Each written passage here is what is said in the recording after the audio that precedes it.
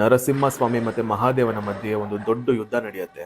ಆ ಯುದ್ಧ ಏನು ಅನ್ನೋದನ್ನ ತಿಳ್ಕೊಳ್ಳೋಣ ಬನ್ನಿ. ಹಿರಣ್ಯಕಶ್ಯಪನ ಸಂಹಾರದ ನಂತರ ನರಸಿಂಹಸ್ವಾಮಿಯ ಕೋಪ ಕಮ್ಮಿ ಆಗಲ್ಲ. ತನ್ನ ಪ್ರೀತಿಯ ಭಕ್ತ ಪ್ರಹ್ಲಾದ ಕೋಪನ ಶಾಂತಗೊಳಿಸಕ್ ಹೋದಾಗೂ ಶಾಂತವಾಗಲ್ಲ. ಆ ಕೋಪಕ್ಕೆ ಭಯಗೊಂಡು ದೇವಾನ್ ದೇವತೆಗಳು ಮಹಾದೇವನ ಬಳಿ ಹೋಗಿ ಆ ಕೋಪನ ಹೆಂಗನ ಮಾಡಿ ಶಾಂತಿಗೊಳಿಸಿ ಅಂತ ಬೇಡ್ಕೊಂತಾರೆ. ಆಗ ಮಹಾದೇವ ವೀರಭದ್ರನ ಅವತಾರದಲ್ಲಿ ಶಾಂತಿಗೊಳಿಸಕ್ಕೆ ಪ್ರಯತ್ನ ಪಡ್ತಾರೆ, ಆದ್ರೆ ಅದು ವಿಫಲವಾಗತ್ತೆ. ಆಗ ಮಹಾದೇವ ಅತಿ ಭಯಂಕರವಾದ ಅವತಾರ ಶರಭಾವತಾರವನ್ನು ಎತ್ತುತ್ತಾರೆ. ಶರಭಾವತಾರದಲ್ಲಿ ಸಿಂಹದ ತಲೆ, ಹದ್ದಿನ ರೆಕ್ಕೆಗಳು, ಚೂಪಾದ ಉಗುರುಗಳು, ಉದ್ದವಾದ ಬಾಲ, ದೈತ್ಯಾಕಾರದ ದೇಹ ಇರುತ್ತೆ. ಶರಭಾವತಾರದಲ್ಲಿ ನರಸಿಂಹಸ್ವಾಮಿನ ಸೋಲಿಸಿದಾಗ ಅತಿ ಬಲಶಾಲಿಯಾದ ಶರಭ ಬೇರೆ ಯಾರೂ ಅಲ್ಲ, ಮಹಾದೇವ ಎಂದು ಅರಿತ ನರಸಿಂಹಸ್ವಾಮಿ ಮಹಾದೇವನನ್ನು ಸಮಾಧಾನ ಪಡಿಸಲು ಶಿವನ ಸ್ತೋತ್ರನ ಹೇಳ್ತಾರೆ. ಆಗ ಶರಬೇಶ್ವರ ಸ್ವಾಮಿ ನರಸಿಂಹಸ್ವಾಮಿಯನ್ನು ತನ್ನೊಳಗೆ ಐಕ್ಯಗೊಳಿಸುತ್ತಾ ಈ ಮಾತನ್ನು ಹೇಳ್ತಾರೆ: ಯಥಾ ಜಲೇ ಜಲಂ ಕ್ಷಿಪ್ತಂ ಕ್ಷೀರಂ ಕ್ಷೀರ್ಯೇ ಕೃತಂಗ ಕೃತೆ ಏಕ ಏವ ತಥಾ ವಿಷ್ಣು ಶಿವ ಲೀತೋ ನಚ್ಯಂತಹ. ಈ ಶ್ಲೋಕದಲ್ಲಿ